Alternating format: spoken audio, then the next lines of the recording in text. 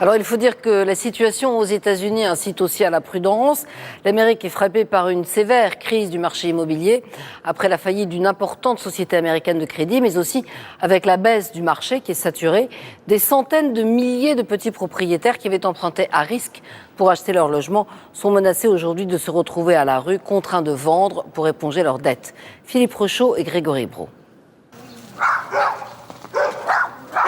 À 74 ans, Catherine n'a plus guère que son chien comme compagnon.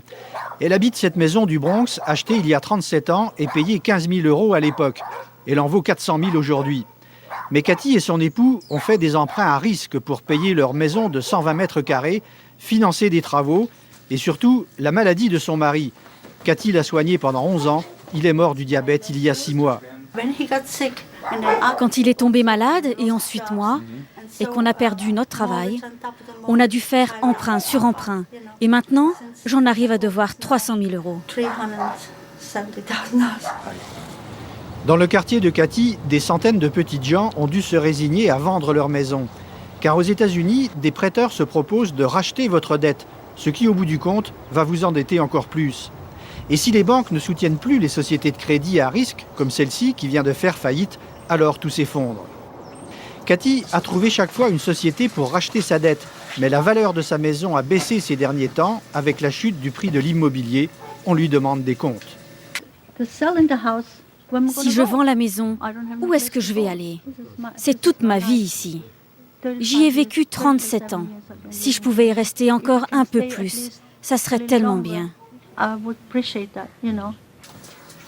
Régulièrement, Cathy est sollicitée par d'autres sociétés de crédit qui proposent des prêts à des taux défiant toute concurrence. Mais pour son avocat, c'est un piège. On profite de la naïveté des petites gens.